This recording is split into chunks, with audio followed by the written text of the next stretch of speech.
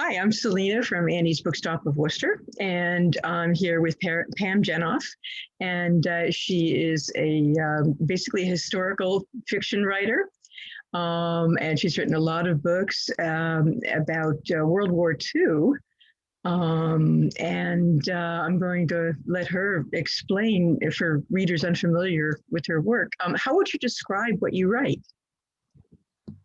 Well, so I've written 10 books, and thanks for having me, first of all. I'm very Oh, you're grateful to be welcome. here. I've written 10 books. My 11th, The Woman with the Blue Star, will be out on May 4th. And so my books center around World War II. And I'd say center because of the 10, probably the majority are historical fiction, not all. And of those, the majority are going to be around World War II. And my love for the era comes from years I spent working for the US State Department as a diplomat in Poland on Holocaust issues. So I bring that kind of experience and love for the material to my writing. That's amazing. Um, and what do you think draws readers to these kinds of books?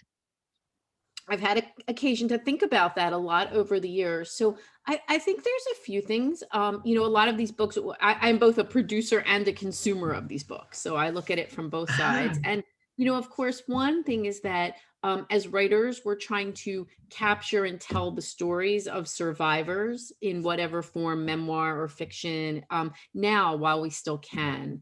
Another thing is that after communism ended, and the wall fell between East and West, there was a lot of archival material that became available to researchers that had not been previously available. And I think that spurs a lot of these stories. But the third piece is this. I want to take my reader and I want to put her or him in the shoes of my protagonist and have that person say, what would I have done? And I think that World War II has such dire circumstances and stark choices that it's very fertile ground for storytelling. wow, it certainly is. What was the inspiration for the Woman with the Blue Star? So, The Woman with the Blue Star, which is my forthcoming book, it'll be out May 4th, was inspired by a true story I read of a group of Jewish people who survived World War II by hiding in a sewer. And I was struck by the story. I was struck by the fact that they were helped by a sewer worker who was not Jewish, who brought them food and helped them hide. And so I don't write true stories. I don't take people's real stories. I take inspiration from their stories. And so I have crafted a story based on the inspiration of the folks from the sewer. And what were the steps that you took to bring it from the initial inspiration to a finished book?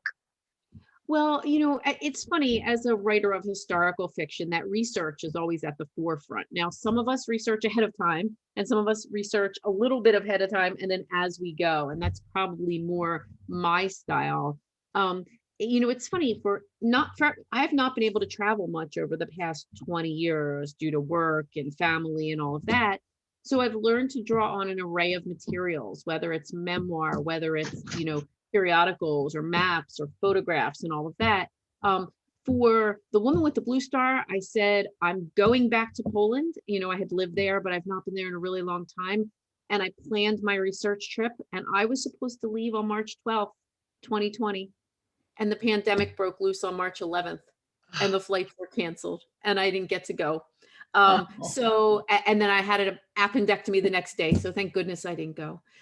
Um, but anyhow, so it was kind of back to my secondhand research again. Fortunately, I lived in Europe for almost 5 years. So in many cases, I'm writing about places where I've spent really extensive time that I can draw on. so my next question was, what kind of research went into writing this book? Well, I was very lucky that there are a few really well done nonfiction books. There's one called In the Sewers of Levive. And that is a great book to tell sort of what happened and the logistics and the physical component of that. Now, my story did not stay in Lviv or Lviv as it's called, used to be Poland, now Ukraine. I actually brought my story back to Krakow for a host of reasons. And so because I couldn't go refresh myself there, I had a lot of local experts helping me. So whether it's someone who actually knew the sewer system, the infrastructure, or whether it was my local expert who's, I would have to double check if you could see something from a certain vantage point. So then there's books, and, you start, and then as you go, there's questions, which beget more questions for research. And what was your favorite research story? From all of my books, well, I have to tell you, I wrote a book called The Orphan's Tale, and The Orphan's Tale was inspired by a true story of a German circus that sheltered Jews. And in my book, the woman who is hiding with the circus is an aerialist. She's trapeze, right? And so not only did I have to learn all about the circus in great detail and the way they stage it and the way they seat it and all that, I had to learn about the aerial arts. I had to learn, and I did not get on a flying trapeze, but I had an aerialist who was helping me very kindly for free, who would say, like, no, you can't go from there to there, and you need this many people, and, kind of the logistics of flying trapeze. That was fun. Wow, that must have been really interesting. And what cool facts and findings didn't make it into the book, but you loved discovering? Well, so I'm going to sort of cheat on this answer and tell you about one that was not the main research. It did make it into somebody's backstory, but it was not the main part. So as I was researching circuses, I walked across campus. I teach at Rutgers, and I walked across campus and pulled a book off the library shelf at the university library, and it was called Jews in Popular German Entertainment, 1870 to 1950, or something like that. It had a whole chapter on Jewish circus dynasties in Europe. Wow. All of these families with 12 and 13 children, the Lorch family, the Blumenfeld family, and all of that was gone by the end of World War II. And I never knew about that. So I was fascinated. It wasn't my main story. It became a character's backstory. Oh, wow. That's very interesting. So what was the biggest challenge that you had in writing? I'm going to say the woman with the blue star. Well,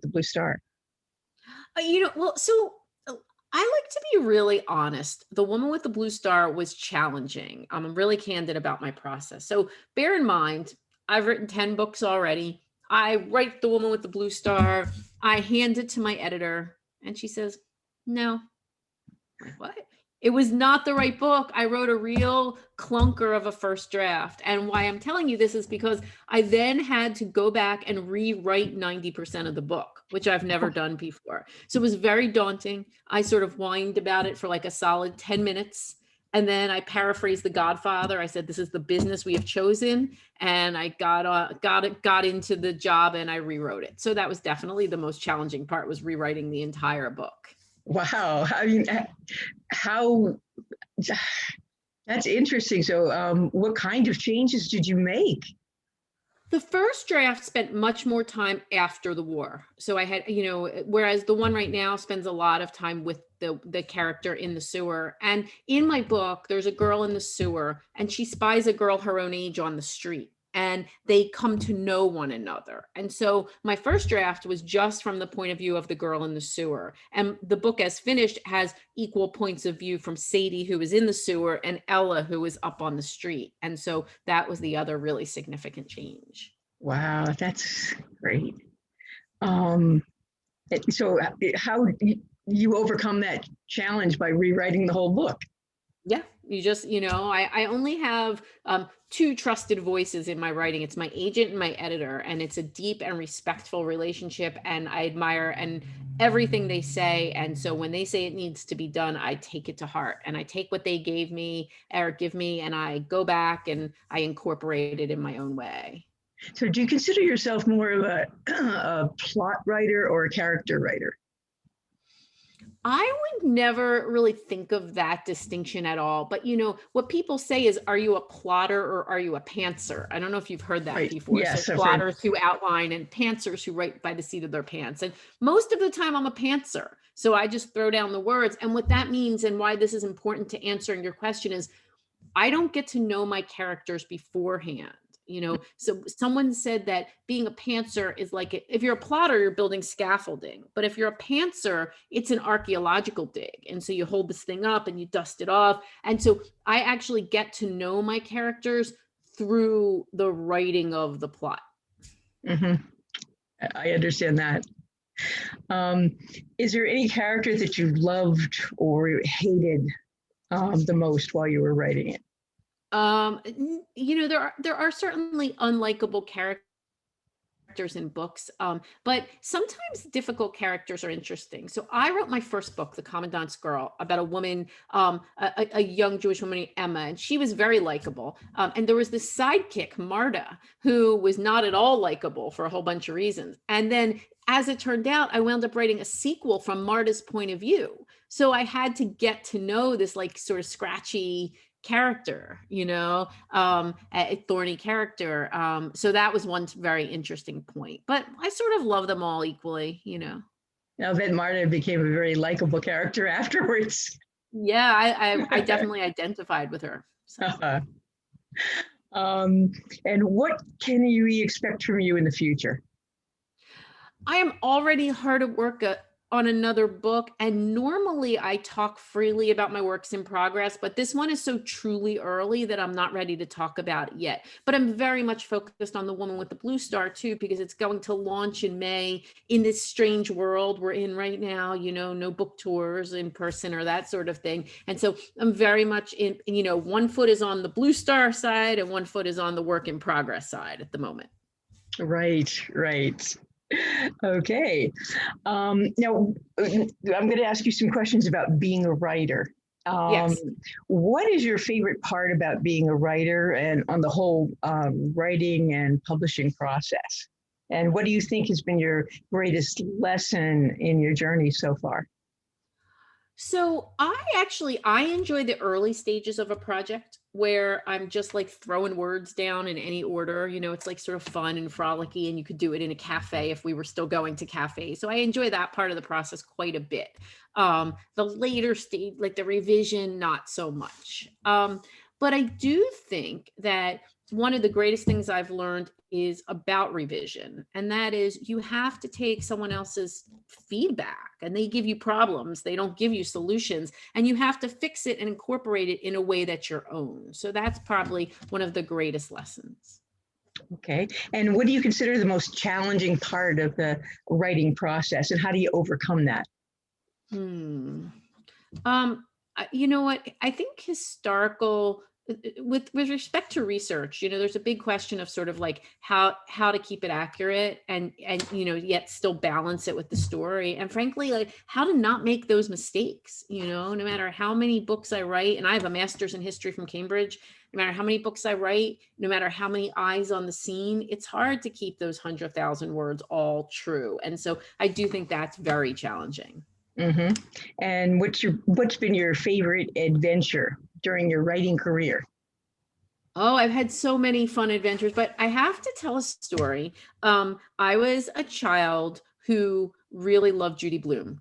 And when I was in Key West a few years ago with my family, we had the opportunity to go to Books and Books Key West, which is Judy's bookstore, and meet her there. And that was a total life moment for her.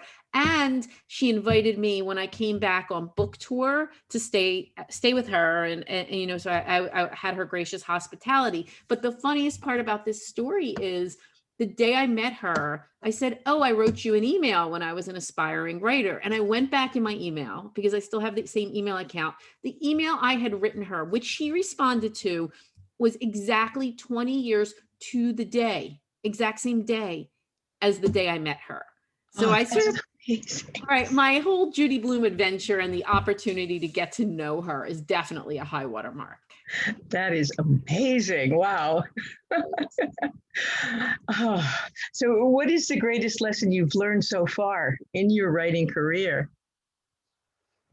Well, the thing that sticks with me, and ever more so now, I mean, the internet has always been fabulous for connecting readers and writers, but the way in which writers support each other, and I mean, big authors who really, I don't say I have no reason to support other authors, but, people are just so generous, whether you're talking about Kristen Hanna, Lisa Scottolini, Mary Kay Andrews, Jodi Picoult, the way in which writers are supporting other writers, the way in which we form a community with our peers of writers, and the way in which, this is really the important point, not just writers, but readers, booksellers, librarians, and everyone in the book community has come together and connected more, not less, during this COVID era.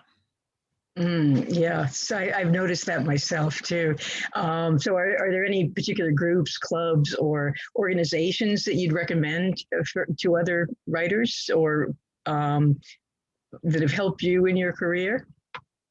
So I started off with a writing course and a writing workshop, and I don't do those anymore. But I mean, in terms of communities that are online, I think being in communities of readers where other writers are present is probably one of the most beneficial things. So Great Thoughts, Great Reads, which is a Facebook group. There's another one called Friends in Fiction. And the more I mention, the more I'm going to forget to mention. But just making those connections online is very useful and important. Oh, that's interesting, because I know there are a lot of writers groups that people have mentioned. Certainly in their particular genres. There are those as well. Yeah, lots of them. So, what piece of advice would you want to share with other writers?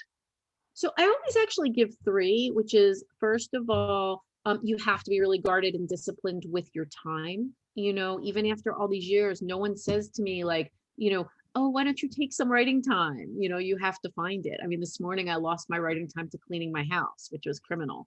But you have to be very guarded with your time. The second thing is you must be very tenacious and persistent, because for many years, and it looked like I wouldn't get published. 5 years, 39 rejections. And, I wound up being the one published out of my original writers group, not because I have any more talent. I assure you I do not, but because I just kept knocking at the door, right, till somebody opened it.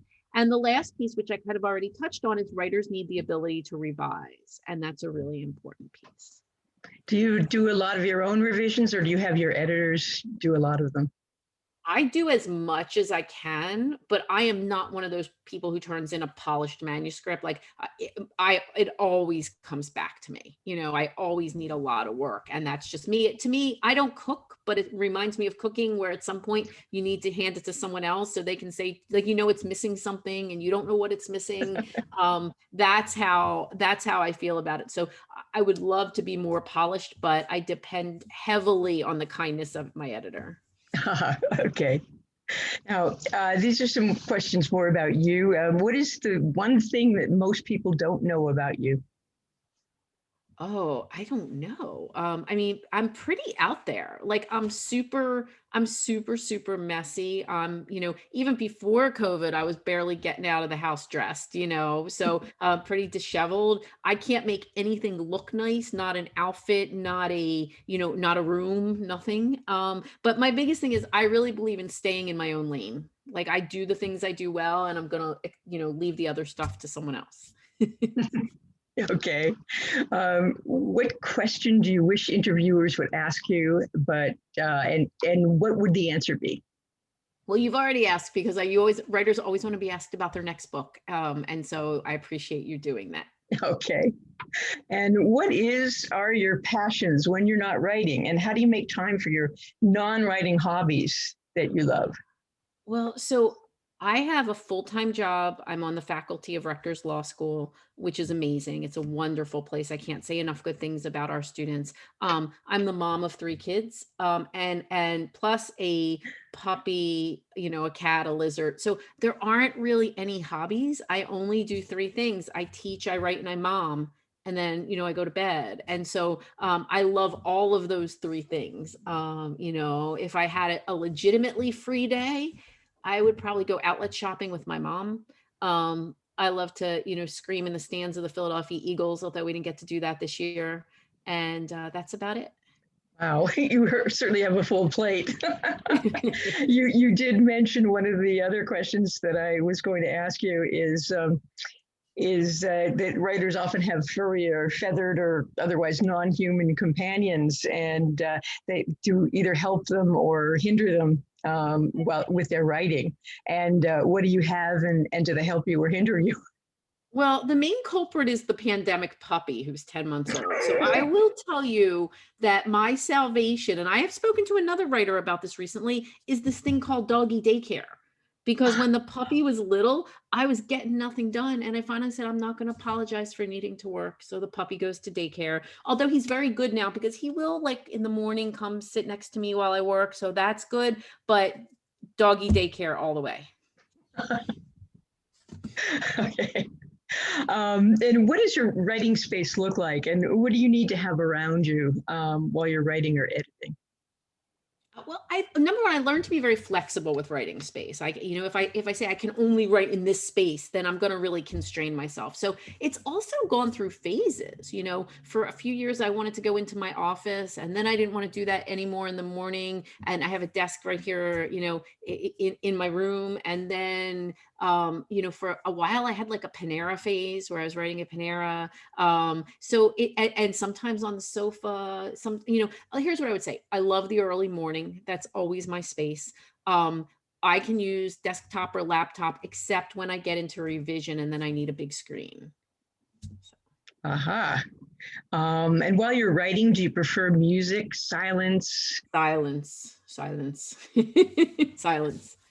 Yeah, I couldn't write or anything with any music or anything myself. Do you have any favorite foods or drinks or that must be in the vicinity while you're writing? It's not a it's never a must. I can get through, but I am hitting the coffee pretty hard because of the early morning hours. Okay. And where the last couple of questions I have for you is where can people find your work? And besides Annie's Bookstop of Worcester, and I'm going to put a little plug in right here for Annie's. We can get all of your books at Annie's, and people can buy them at Annie's at 65 James Street in Worcester, and you can order them online at orders at anniesbooksworcester.com. Okay, so where else could people get your books? Well, a few things. Always my independent bookstores first and foremost. Second, I'm a huge library person. I use about 5 different library systems a week. There's all of the online options. I will tell you, if people want to find me, pamjenoff.com or all the usual, Facebook, Twitter, Instagram places. Right now I'm doing something called 100 Days of Books. And every day for 100 days, I am posting another author's book that I've really loved. So if people are looking for reading suggestions, come hop over to my author Facebook page for 100 Days of Books. Oh, great. Well, thank you so much. This has been great. I appreciate your coming, and looking forward to your next book. It sounds very interesting. Thank you for having me. And I really hope that when this is all over, I get to visit Annie's. I hope so. It's not too far from where you are. So we'll do it. Excellent. Okay, well, thank you very much. And we will hopefully see you